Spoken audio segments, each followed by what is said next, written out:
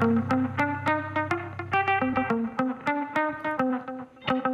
attack caught on camera, why the fight started, and who the police are looking for. Plus, a historic landing for NASA, how a Southern California company helped make it happen. Hello, everyone. You're watching The Rundown. I'm Robin Winston. We'll have more of those stories coming up in a moment. But first, voting centers for California's primary are open this weekend for early in-person voting. You can drop off your mail-in ballot at your county's election office or at a drop-off location. Election day is Tuesday, March 5th. And this week, NBC4 and our sister station, Telemundo 52, hosted the final debate to fill the late Senator Dianne Feinstein's Senate seat. Now, if you missed it or if you want to see it again, it's on our website, NBCLA.com. Additional voting details are also available online. A proposed gondola to Dodger Stadium is one step closer to reality. LA's Metro Board of Directors approved the project's environmental impact report, but the approval comes with conditions, among them an anti-displacement fund and guarantees to build affordable housing, promote Chinatown businesses, and expand the Stadium Express, which takes fans to the stadium by bus. Not everyone is sold on the project. A project that needs more than 30 checks and balances placed on it to make it palatable, many of which are not actually enforceable by this body, is a project that cannot stand on its own 2 feet. This project will be invaluable to the city and region for years and decades to come. The estimated cost is up to $500 million. It must also be approved by the Los Angeles City Council and the state. It's time to check in with meteorologist Belinda Leon. She's here with the forecast on another rainy week ahead. Hi, Robin. We're finishing off the work week with nice temperatures, 76 degrees for the valleys, mostly in the 70s for lower elevations, but there will be some breezy offshore winds for those folks that live in those typical Santa Ana wind-prone locations. But we've got changes to talk about. By next Monday, I'll be tracking rain with colder temperatures. We'll be at 66. That's a 10-degree temperature difference. Now, with this next storm system, here's what you can expect. It's not going to be as big as these past storm systems or last as long or bring us as much rain. It's going to be lighter. In fact, most areas will receive less than half an inch. As of now, the wettest day does look like it's going to be on Monday, with rain possibly continuing through Tuesday. It's another warm system, so that snow level will be pretty high, and there may be some gusty winds on Tuesday as the storm passes. But as always, we ask you to please stay tuned to the First Alert Weather Team for updates over the weekend. An attack in West Hollywood is caught on camera. The sheriff's department says they arrested one of the alleged attackers, but they need help finding the other one. Check this out. Take a look at what happened before the attack. So 2 people are seen walking their dog on Santa Monica Boulevard last Thursday early in the morning. Then they turn around after a man passes. A sheriff's captain explains what happens next. There was a verbal exchange by the suspects to our victim, and they approached our victim and then assaulted him.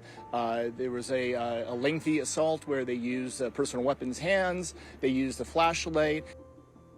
Well, the sheriff's department released these images of the person they're looking for. Investigators believe the man was attacked because he's a security ambassador. West Hollywood's security ambassadors are not armed. They wear blue uniforms and provide an extra layer of security for the community. We now know the name of the 3-year-old boy who died in Lancaster. David Hernandez's death is being investigated as a homicide. Investigators were called to a home Tuesday night. They say they found Hernandez with a large cut on his neck. Deputies have named the live-in boyfriend of the child's mother as a person of interest. A jury heard opening statements in the trial of Rust armorer Hannah Gutierrez Reed. Gutierrez Reed is charged with involuntary manslaughter in the deadly on-set shooting of the cinematographer Helena Hutchins. New Mexico's special prosecutor argued that Hutchins' death resulted from Gutierrez Reed's sloppy handling of weapons on the set. But the defense points to Alec Baldwin, saying the actor did not comply with film set safety regulations. Baldwin also faces involuntary manslaughter charges. His trial is set for June. As if high-speed police pursuits aren't dangerous enough, one driver reached speeds up to 170 miles per hour. News Chopper 4 caught up with it Thursday night on the 210 freeway in San Dimas. You have to see this. The driver zipped through freeways, getting on and off several times from the 210 to the 605 and then the 60. They eventually hit surface streets in downtown LA, entering an underground parking structure along 7th and Grand, and that's when the officers lost him. Pomona PD originally tried to pull the driver over for a vehicle code violation. The U.S. can add another notch to its belt after another successful landing on the moon Thursday. More than 5 decades after the last landing, it was all hands on deck to make this mission happen, including some help from a company in Torrance. So this is a simulation of that landing. Check it out. What we can confirm, without a doubt, is our equipment is on the surface of the moon, and we are transmitting. Very exciting. The lunar lander Odysseus is the first commercial spacecraft to touch down on the moon's surface. How awesome is that? Yeah, cheers to that. Scorpius Space Launch Company in Torrance celebrated the feat after it helped build the tanks that propelled Odysseus to the moon. And the company used cutting-edge technology to build them with composite carbon fiber. They're super light, they're very strong. They can hold hundreds and hundreds of PSI pressure to land on the first try, and we're not even a government, is monumental. The spacecraft's mission is to collect data and send it back to Earth. Returning to the moon may seem extravagant, but engineers and innovators say when it comes to space exploration, we can learn a lot from this mission for future endeavors. We sure can. Former talk show host Wendy Williams has been diagnosed with aphasia and dementia. According to the Mayo Clinic, the condition impacts communication, personality, and the ability to understand language. Williams' team said in a statement that she is receiving the medical care she requires. Williams has previously opened up about her battles with lymphedema, Graves' disease, and addiction. In 2022, it was announced that her daytime talk show, The Wendy Williams Show, would end because of her ongoing health-related issues. There's a growing movement coined Sober Curious as some people explore drinking less alcohol. More young people are rethinking how much they drink. 62% of adults under 35 say they drink liquor. Well, that's down compared to 72% from 2 decades ago. Sober Curious started popping up around 2018 thanks to author Ruby Warrington's book. There was a very binary attitude to alcohol addiction, I suppose. You were either an alcoholic and therefore you had to stop, or you were a normal drinker. What the Sober Curious movement has shone a light on is actually you don't have to have a drinking problem for drinking to be a problem for you. The shift is prompting companies to come up with alcohol-free spirits and booze-free bars. Global sales of no and low alcohol products reached more than $13 billion just last year. The ultimate honor in Hollywood for an actor who's been entertaining us for more than 70 years. James Hong's feet and handprints are now imprinted at the Chinese Theater, where NBC4's Gordon Tokumatsu spoke with him Thursday on what was also his 95th birthday. What better way to celebrate 2 major accomplishments by an actor of James Hong's status than with a Chinese dragon dance, his 95th birthday, and his hands and feet immortalized at Hollywood's Chinese Theater. Standing proud in the midst of it all, the man himself showing the world it's never too late to become a legend. I struggled over 70 years here in my city, Hollywood.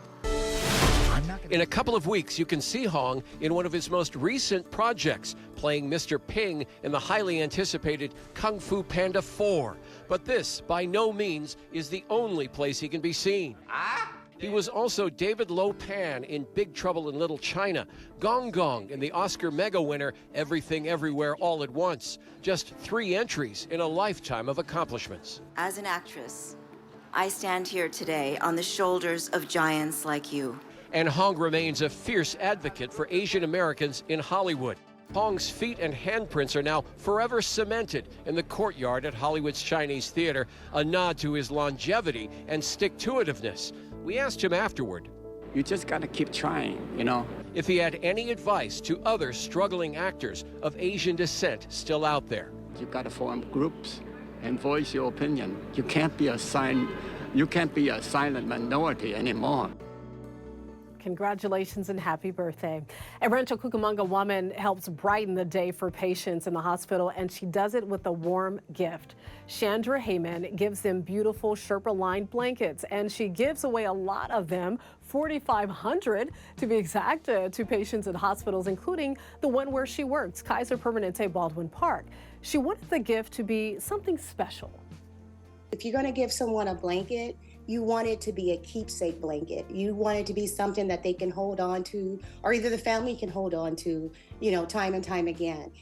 Chandra also gives patients satin-lined beanies, and you see what's embroidered right there on the blankets and beanies. It says Talking Angels. That's the name of her nonprofit. Very nice. She told us that the inspiration came from her mom, who passed away 6 years ago, and Chandra wants to give away many, many more blankets and beanies, and she says that she can use all the help she can get, including volunteers. So if you're interested in helping out, we put a link on our website, NBCLA.com. Just search Talking Angels. Keep up the good work.